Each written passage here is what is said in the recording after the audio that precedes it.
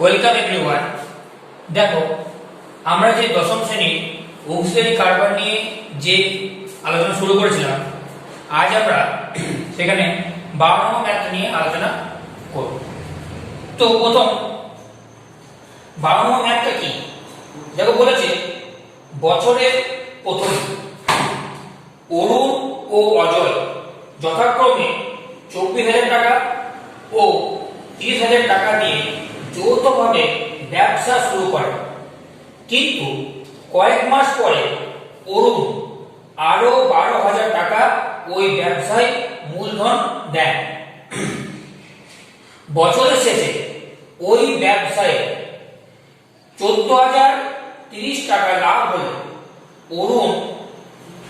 হলো এবং অরুণ 7,130 টাকা লভ্যাংশ পেলেন। তাহলে অরুণ কত মাস পরে ব্যবসায় টাকাটা নিয়োগ করে? তাহলে খুব ভালো করে দেখো, এই ক্ষেত্রে কি বলেছে যে আমরা অন্য ম্যাথগুলো যেগুলো করেছিলাম সেখানে আমাদের কি বলেছিল, মূলধন বলেছিল, এবং মূলধনের পর আমাদের এটা বলেছিল যে একটা নির্দিষ্ট সময় পর তারা লভ্যাংশ পাবে এবং কে কত পাবে এটা চেয়েছিল। অন্য ম্যাথ কি বলেছিল, মূলধন দিয়েছে এবং বলেছিল যে 4 মাস বা 5 মাস পর টাকাটা দিচ্ছে, সেটা আমরা বের করেছিলাম। এই ক্ষেত্রে একটু অন্যরকম। কি বলেছে যে অরুণ এবং অজয়, অরুণ কত টাকা দিয়েছে? অরুণ দিয়েছে 24,000 টাকা, আর অজয় কত দিয়েছে? 30,000 টাকা দিয়ে একটা ব্যবসা শুরু করেছে। কিন্তু কি বলেছে যে কয়েক মাস পর কি হয়েছে? কয়েক মাস পর অরুণ আরো 12,000 টাকা দিয়েছে, ঠিক আছে, এবং তারপরে তাদের লভ্যাংশ হয়েছে এবং অরুণ কত লভ্যাংশ পেয়েছে সেটাও বলে দিয়েছে। তাহলে আমাকে বের করতে হবে যে অরুণ কত মাস পর টাকাটা দিয়েছিল, কত মাস পর, মাস থেকে সময়টা বের করতে হবে, কত মাস। ক্লিয়ার? তো কি করব, ধরি অরুণ x মাস পর 12,000 টাকা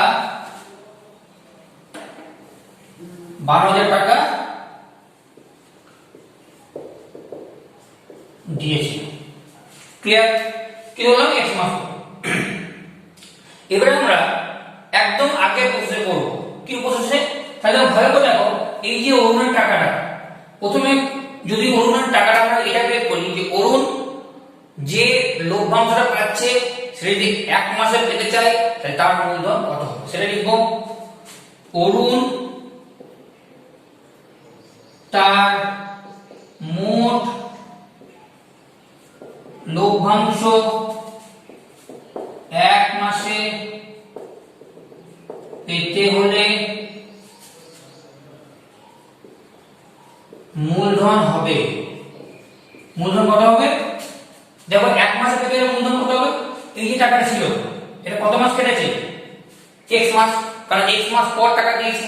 তাহলে কি করব, 24,000 গুণিত x প্লাস x মাস পর সে 12,000 টাকা দিল। তাহলে এখন কত হলো মূলধন? এখন হলো 24,000, আমরা ডাইরেক্ট করছি 24,000 যুক্ত 12,000, তাহলে কত নিচ্ছি? এখন মূলধন কত? এখন মূলধন হচ্ছে 36,000 টাকা। এই টাকাটা কত মাস কেটেছে? দেখো ভালো করে, এই টাকাটা কেটেছে 12 মাইনাস x। দেখো তো এটা বুঝলে কিনা? এই যে 2400 টাকা, 24,000 টাকা, এটা x মাস কেটেছে এবং x মাস পর সে আরো 12,000 টাকা দিয়েছে। তাহলে এখন মূলধন কত? 24,000 যুক্ত 12,000, 36,000 টাকা। এবং সেটা কত মাস কাটছে 12 মাইনাস x।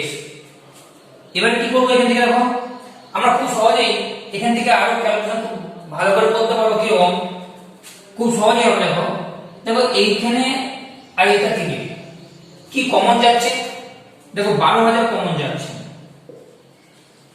তাহলে 12,000 যদি কমন নিই তাহলে কি পড়ে রয়েছে এখানে 2x প্লাস এখানে কি পড়ে রয়েছে 3 × 12 মাইনাস x। ক্লিয়ার? এখান থেকে কি পড়ে রয়েছে আমরা এইভাবে রেখে দিতে পারি বা ক্যালকুলেট করতে পারি 12,000 এটা 2x প্লাস 36 মাইনাস 3x কত টাকা সমান 12,000 এটা হচ্ছে 36 মাইনাস x টাকা।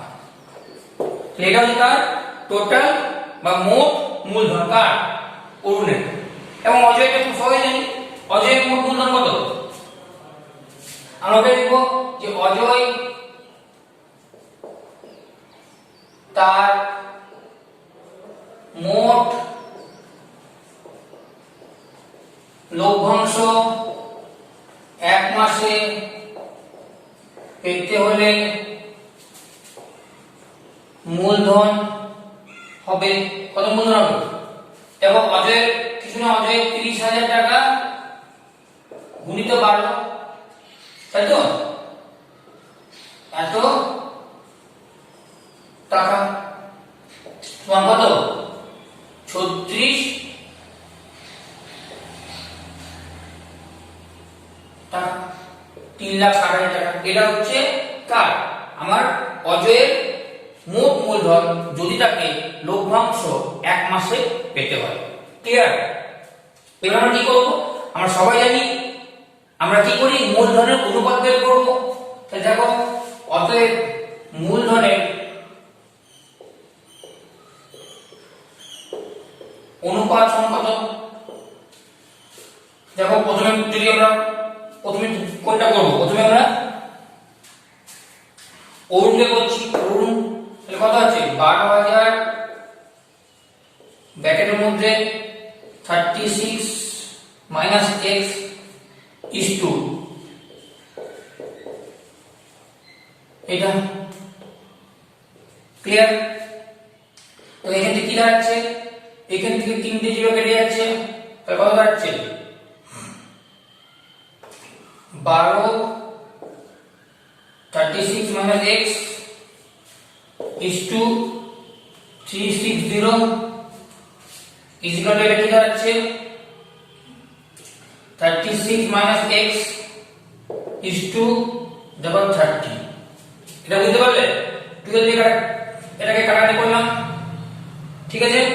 এটা দাঁড়াচ্ছে এটা হচ্ছে আমাদের অনুপাত কিসের অনুপাত মূলধনের অনুপাত। এবার দেখো এটা মুচ্ছি এবার দেখো কি বলেছে এবারে ভালো করে দেখো মোট লভ্যাংশ বলেছে মোট লভ্যাংশ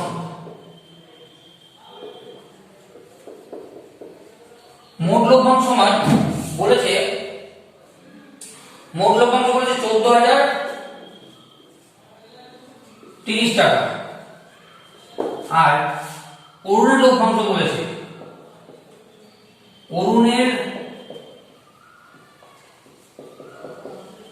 লভ্যাংশ বলেছে দেখো 7,130 টাকা। এবারে ভালো করে দেখবে একটা জিনিস আমরা এখানে অরুণের লভ্যাংশ বলেছে আমরা কিন্তু ডাইরেক্ট অরুণের লভ্যাংশ এখান থেকে বের করতে পারবো। ক্লিয়ার? এটা অরুণ অনুপাত জানি এটা বাই অনুপাত সমষ্টি ইনটু এটা করলে পেয়ে যাবো। কিন্তু আমরা সবসময় করব x টার্মটা যেখানে নেই সেটাকে নিয়ে কাজ করব যেখানে x টার্মটা নেই সেটাকে নিয়ে আমরা কাজ করলে আমাদের ক্যালকুলেশন সুবিধা হবে। তাহলে এটা কার অনুপাত এটা হচ্ছে আমাদের অজয়ের অনুপাত এটা হচ্ছে অজয়ের অনুপাত। তাহলে আমরা এখান থেকে ভালো দেখো তো অজয়ের লভ্যাংশ বের করতে পারবো না খুব সহজেই বের করতে পারবো যে মোট লভ্যাংশ যদি অরুণের লভ্যাংশ বাদ দিয়ে দিই মোট লভ্যাংশ থেকে যদি অরুণের লভ্যাংশ বাদ দিই তাহলে কার লভ্যাংশ পাবো? আমরা অজয়ের লভ্যাংশ পেয়ে যাবো। তাহলে আমরা বলতে পারি যে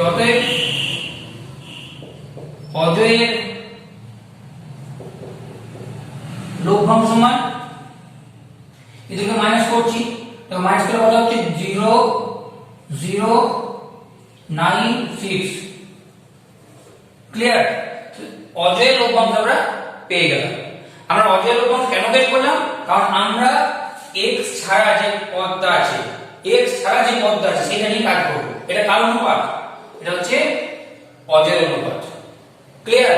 তাহলে আমরা তাহলে বলতে পারি যে শর্ত থেকে কি অজয়ের লভ্যাংশ কত? 30 ভাজিত অনুপাতের সমষ্টি 36 মাইনাস x প্লাস 30। ক্লিয়ার?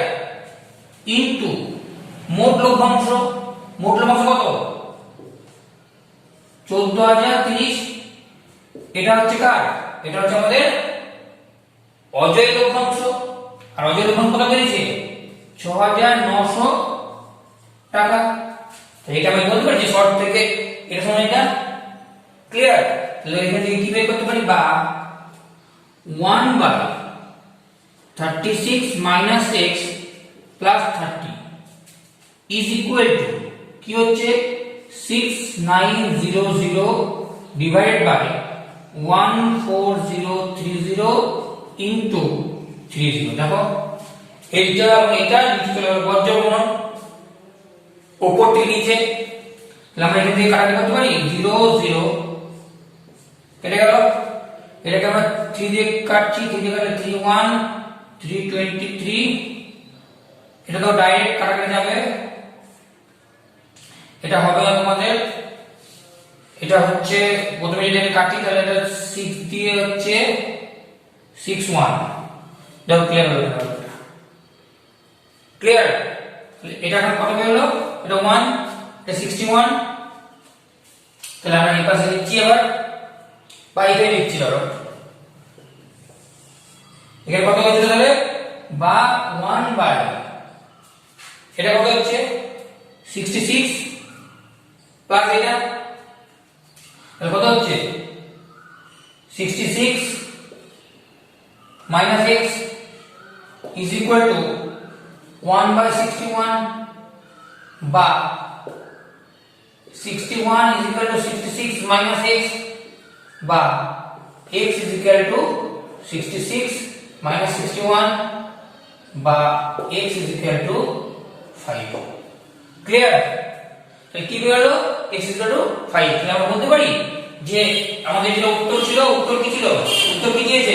যে অরুণ, আমরা ধরেছিলাম যে অরুণ x মাস পর টাকাটা দিয়েছিল, সেটাই চেয়েছিল কত মাস পর টাকা দিয়েছিল। তাহলে আমরা বলতে পারি যে অতএব অরুণ 5 মাস পর টাকা দিয়েছিল। ক্লিয়ার হলো ব্যাপারটা? তাহলে কি করলাম আমরা প্রথমে ধরে নিলাম যে ধরি অরুণ x মাস পর টাকাটা দিয়েছিল, এবং সেই হিসাব করে আমরা তাদের মূলধন বের করলাম, 1 মাসের মূলধন, এবং সেখান থেকে অনুপাত বের করলাম। অনুপাত বের করার পর আমরা অবশ্যই অরুণের অনুপাত নিয়ে কাজ করতে পারতাম, কিন্তু সেখানে আমাদের যে ক্যালকুলেশন সেটা জটিল হতো। কেন? কারণ এইখানে x টার্ম রয়েছে, আবার নিচেও x টার্ম থাকতো, তাই দুটো x টার্ম নিয়ে আমাদের একটু হলেও অঙ্কটা জটিল হতো। তো আমরা কি করলাম?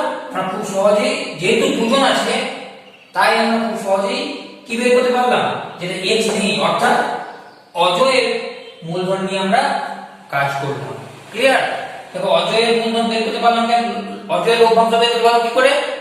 কারণ মোট লভ্যাংশ থেকে আমরা অরুণের লভ্যাংশ বাইরে বিয়োগ করলাম, এবং সেখান থেকে আমরা অজয়ের লভ্যাংশ পেয়ে গেলাম। ক্লিয়ার?